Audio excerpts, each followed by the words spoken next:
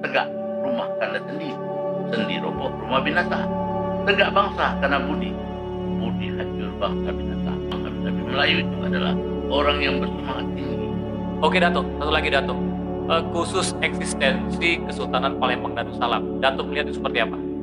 Saya melihatnya bahwa eksistensi Kesultanan Palembang Darussalam ini bertambah hari, bertambah jaya, bertambah banyak perannya di tengah-tengah. Gubernur, Panglima, Kapolda, semua, termasuk semua rakyat menerima.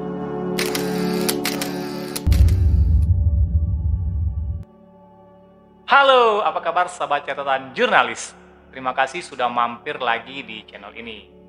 Nah, kali ini saya masih ngobrol-ngobrol soal adat dan kebudayaan, bangkitnya budaya Melayu pasca reformasi. Bintang tamu saya hari ini spesial. Beliau adalah Datuk Sri Ramli Sutanagara. Apa kabar Datuk? Baik. Alhamdulillah. Datuk ini merupakan dari gabungan Datuk Nusantara Malaysia. Betul. Datuk, ngobrol-ngobrol sedikit nih Datuk. Gimana sih bisa terbentuknya gabungan Datuk Nusantara Malaysia itu? Baik. Sesungguhnya banyak orang, khususnya milenial, yang tidak atau belum memahami bahwa puak Melayu ini adalah puak yang cukup besar. Dia memiliki budaya, istiadat, dan dia juga memiliki satu power yang luar biasa. Pada zaman dahulu kala, negeri Melayu ini mulai dari ujung Vietnam, Kamboja, Thailand, Malaysia, Brunei, Indonesia, Filipina, bahkan sampai ke pinggiran-pinggiran India. Kerajaan Melayu sudah ada. Tapi dengan adanya pengaruhnya masuknya kolonial, Belanda, Inggris, dan agama-agama lain, puak Melayu ini mulai redup. Seperti apa itu pengaruhnya? Ya, pertama karena Belanda kolonial ini sangat khawatir dengan adanya perkembangan adat istiadat Melayu, dan tidak bolehlah orang banyak-banyak memiliki potensi sehingga nanti akan ada gerakan yang melawan kolonial. Ada kekhawatiran dari kolonial pada saat itu? Ya betul. Kemudian yang kedua masalah agama, maksudnya agama Hindu dan sebagainya. Tetapi yang masih dipertahankan pada waktu itu adalah beberapa kerajaan, yaitu di Malaysia. Walaupun Inggris menjajah Malaysia, tapi kerajaan-kerajaan Melayu masih dipertahankan. Terbukti sampai sekarang Malaysia sebagai negara. Maka itu dikatakan pepatah Melayu, tak akan hilang Melayu di bumi. Artinya Melayu akan ada sampai kapanpun. Ada dalam arti budayanya, ada dalam arti eksistensinya. Karena itu setelah reformasi ini, pemerintah Indonesia memberikan kesempatan, bahkan mendukung agar supaya budaya Melayu diangkat kembali. Diadakan festival-festival Melayu, dibangkitkan istiadat Melayu dan sebagainya. Alhamdulillah syukur, juga kebangkitan daripada kerajaan-kerajaan Melayu yang pernah hilang sementara setelah penyatuan kemerdekaan. Hanya Kesultanan Jogja yang berhasil menjadi daerah istimewa. Padahal banyak tempat, terutama di Sumatera. Sumatera Selatan memiliki kesultanan sendiri. Sumatera ini pada waktu revolusi sosial itu banyak sultan-sultan anak cucunya dibunuh oleh komunis. Di bumi hanguskan. Di bumi hanguskan, tapi istananya masih ada. Kalau di Palembang kita berlawan dengan penjajah Belanda, bahkan sultan kita sempat dibawa ke Ternate. Karena itu sekarang setelah reformasi, maka anak cucunya membangun kembali, membangkitkan kembali kerajaan dahulu untuk menegakkan adat budaya Melayu supaya eksis di bumi Nusantara. Banyak sekali kerajaan-kerajaan yang bagi orang tidak tahu seolah-olah kerajaan ini timbul-timbul, padahal tidak. Memang kerajaan itu ada, seperti di Medan, Sumatera Utara, Sumatera Barat, di Riau dan sebagainya. Ini tetap berkembang. Diharapkan dengan adanya bangkit kembali kerajaan Melayu ini, istiadat Melayu akan tegak berdiri. Kalau ada di dalam pepatah Melayu mengatakan, tegak rumah kanda sendi, sendi roboh rumah binasa. Tegak bangsa karena budi, budi hancur bangsa binasa. Luar biasa. Ciri-ciri daripada prinsip tegaknya Melayu. Melayu itu halus budinya, marah orang dengan pantun, menyindir orang dengan pantun. Tidak mesti diungkapkan dengan kata-kata yang ya, keras. halus sekali. Ya. Datuk, di era reformasi sekarang ini, tentunya dengan perkembangan dunia digital saat ini, seperti apa Datuk melihat perkembangan kebudayaan dari Melayu ini pada saat ini? Sekarang pemerintah mendukung dan memberi kesempatan untuk berkembangnya semua budaya Nusantara. Salah satunya adalah budaya Melayu. Tinggal bagaimana masyarakat Melayu menyikapinya. Dengan dukungan, kesempatan yang diberi pemerintah, bahkan di daerah-daerah sudah diberikan anggaran untuk meningkatkan budaya itu. Seharusnya masyarakat Melayu menyikapinya secara cepat, ya kan? Bagaimana apa budaya-budaya Melayu digali mulai dari dasar rakyatnya. Jadi itu kemudian jangan lupa bahwa Melayu adalah Islam. Melayu identik dengan Islam. Identik dengan Islam, karena itu diharapkan dan diidentikan Melayu adalah Islam. Bagi masyarakat Melayu mulai dari kampung kan ada jadwalnya pengajian, ya kan? Apa tahlilan yang biasa-biasa lakukan tetap erat. Karena dengan adanya penyatuan Melayu ini, maka kebangkitan sejarah Melayu ini bertambah hari bertambah baik, maka budaya negara kita ini yang berbudayanya akan lebih rukun dan damai, ya, dengan prinsip-prinsip kemelayuan tadi. Melayu di Indonesia ini seperti kita ketahui mulai dari Aceh, Sumatera Utara, Sumatera Selatan, Sumatera Barat, Jambi, Lampung, Bengkulu, Bangka Belitung, dan seluruh bagian lingkupan masih bahkan di seluruh Indonesia banyak Melayu-Melayu. Di luar negeri kita sudah tahu tadi Vietnam, Kamboja, semua itu. Sekarang ini anak cucu dari para sultan ini sudah mulai membangkitkan bahwa dulu mereka ini punya kerajaan yang dibangkitkan kembali. Dan ini harus kita dukung, kita beri kesempatan. Sebab dengan adanya kerajaan-kerajaan ini itu akan gampang untuk mempersatukan rakyat Indonesia ini. Datuk, memotong sedikit Datuk. Datuk pasti sudah sering melakukan perjalanan-perjalanan dan melihat kebudayaan Melayu yang ada di luar Indonesia. Mungkin Datuk bisa bercerita seperti Vietnam atau Malaysia, itu bagaimana mereka menghargai kebudayaan yang mungkin mungkin nanti setelah ngobrol ini bisa menjadi suatu masukan juga bagi negara kita dalam menghargai kebudayaan itu. Saya lihat di Thailand. Thailand itu agamanya adalah agama Buddha, agama Hindu, ya. Di sana itu. Nah, jadi sedangkan Melayu ini Islam, tapi dia tidak menghalang-halangi kegiatan Melayu, terutama di Thailand Selatan. Ada kerajaan lama masih ada. Kemudian di Filipina ada Mindanao, ada kerajaan Mindanao, ada 3 kerajaan di situ. Tetap dikembangkan oleh Filipina. Bahkan Presiden Duterte yang baru ini dia pernah pidato, saya Islam, saya Melayu, katanya. Artinya dia memberi begitu semangat kepada orang yang bangkit. Nah, orang mendeteksi Melayu ini malas, sudah tidak ada Melayu itu malas. Itu budaya Melayu dikatakan malas, itulah yang harus kita buang habis-habis. Melayu itu adalah orang yang bersemangat tinggi. Karena itu kepada pemangku adat itu harus diberikan pengarahan-pengarahan, pengertian bahwa Melayu bukan malas.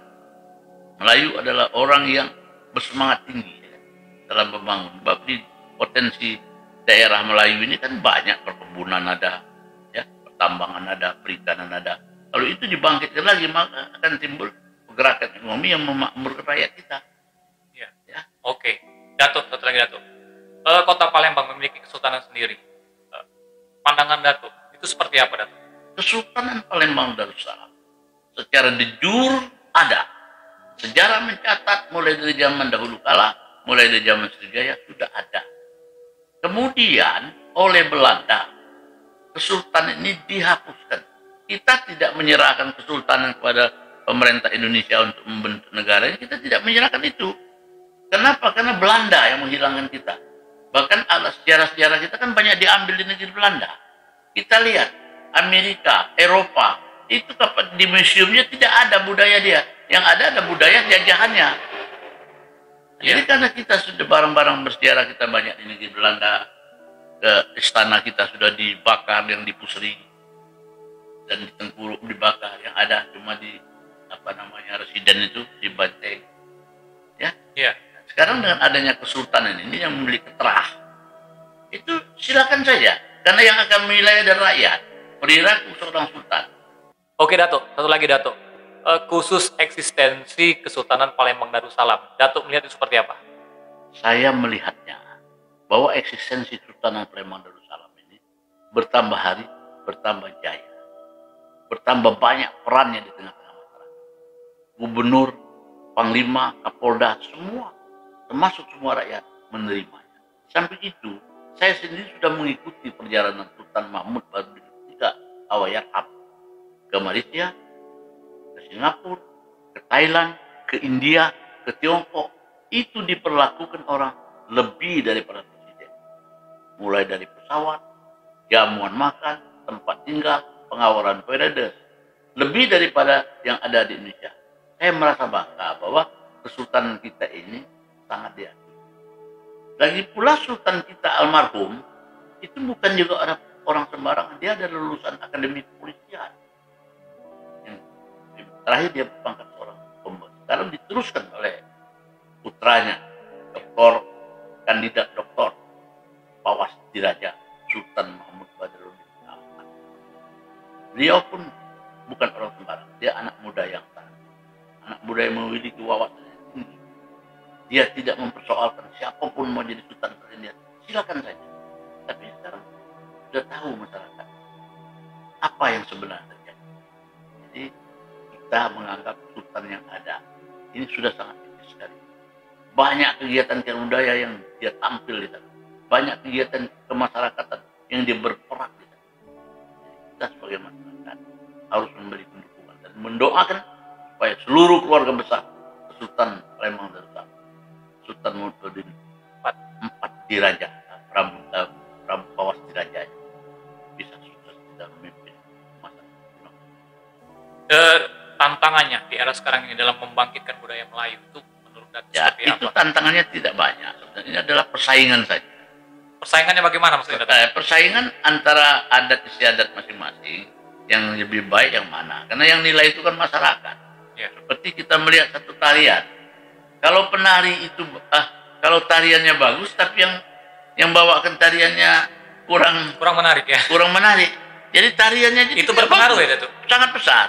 Karena itu diajarkan di dalam menari itu carilah yang layak dan menari sambil senyum. Ya kan? Kalau kita lihat umpama contoh di Jawa Barat, penari-penarinya kan sangat menarik sekali. Layak, menarik sekali. Jadi otomatis tariannya juga jadi bagus. Nah, kadang-kadang kita ini memaksakan anak kita yang tidak memenuhi syarat untuk jadi penari. Akhirnya tarian itu tidak menarik. Begitu juga silat. Silat itu harus dibawa orang dengan gaya yang garang, tidak boleh lembut. Jadi menarik juga kan. Orang tertarik kepada karate di Jepang, judo di Jepang karena keras. Kita ini bertari membawakan silat tapi lembut, ya kan? Sehingga kurang menarik. Itu artinya berpengaruh sekali, Datuk ya. Salah satunya. Begitu juga pengajian. Ajarkanlah idrom ma'aronanya, intonasinya yang benar, ya kan? Iya, Datuk, generasi milenial sekarang ini dengan kebudayaan sekarang ini itu terkesan luntur dan kurang memahami. Bagaimana mengasah kembali pandangan Datuk? Ya, salah satu untuk mengasah kembali itu membuat daya tarik bagi mereka. Daya tarik. Nah, bagaimana daya tarik? Itu dengan penampilan, dengan suguhan. Di Malaysia, milenial itu sangat mencintai budaya Melayu. Kita lihat di TV Malaysia. Itu budaya Melayu semua. Kemudian Upin dan Ipin itu mengajarkan tata tertib, tata cara, sopan santun, gaya Melayu itu. Yang ini tidak boleh, yang itu tidak boleh. Seperti yang diajarkan pada zaman saya dulu. Zaman saya dulu kalau ketawa keras aja ibu kita bilang, jangan ladas, nanti lidas. Jangan ladas, nanti lidas. Kawan-kawan ya. Jangan keterlaluan. Iya. Apa-apa ya. Tiba di mata, jangan dipicingkan. Tiba di perut, jangan dikempeskan. Apa sih yang masih membekas sampai sekarang Datuk rasakan dengan kebiasaan-kebiasaan lama yang tetap masih Datuk laksanakan sebagai mungkin ciri khas Datuk? Saya tidak pernah meninggalkan dan melupakan adat Melayu. Contoh makan. Makan itu adat Melayu harus mendahulukan yang tua. Ya, mengambil nasi yang tua. Dan makan ini Melayu itu tidak boleh makan bunyi. Ya kan? Mengecap-ngecap tidak boleh, Melayu santun. Itu cara makan yang itu yang saya pakai. Begitu juga terhadap orang tua. Orang Melayu sangat hormat dengan orang tua. Kemudian kasih sayang kepada anak-anak. Patuh kepada ulama. Ulama itu sangat berperan aktif dalam budaya Melayu. Orang mau mengambil keputusan bertanya dulu dengan ulama. Jadi tidak semerta-merta langsung diputuskan secara sepihak. Tidak bisa, itu kebiasaan Melayu. Dulu di kampung tidak ada jaksa, tidak ada polisi, tidak hakim. Ulama itulah yang menjadi hakim, ulama menjadi polisi, ulama lah yang menjadi jaksa. Keputusan ulama itu keputusan yang dipatuhi oleh masyarakat Melayu. Itu masih berlaku di Malaysia, di pedalaman Malaysia, penghulu di tengah, datuk-datuk di tengah. Karena itu gelar datuk ini itu berat. Seperti apa beratnya maksudnya? Beratnya itu perilakunya terutama. Panutan ya? Jadi panutan, jadi berat. Jangan enak-enak dipanggil datuk, tanggung jawabnya besar ya. Iya. Sangat besar. Jadi itu, dan juga orang memberi gelar datuk juga penuh dengan pengamatan, diamati dulu.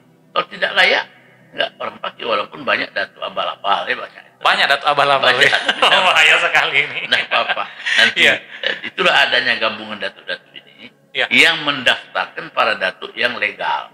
Bagaimana kita menseleksinya, Datuk? Ya, itu kan ada tiap-tiap pengangkatan datuk itu kan adalah surat keputusan dari kerajaan-kerajaan, dari lembaga adat. Itu kan ada tembusan kepada kita. Dari situ kita bikin log, nama ini di Bangka Belitung siapa, Palembang siapa, itu ada. Bagi yang datuk abal-abal, kita arahkan supaya dia memenuhi ketentuan datuk-datuk ini. Dan dia mintalah, ngajukan permintaan gelar kepada lembaga adat atau kepada raja, karena yang berhak memberikan gelar itu ada registernya Pak, tidak? Lembaga adat dan kesultanan. Tidak sembarang orang boleh memberikan.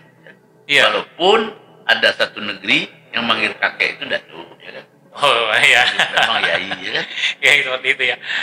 Datuk, boleh Datuk. Harapannya kita kepada pemerintah nih Datuk. Seperti apa Datuk dengan kita memakai kembali sejarah dan budaya Melayu ini? Pemerintah sudah memberikan kesempatan, sudah memberikan dukungan dengan anggaran.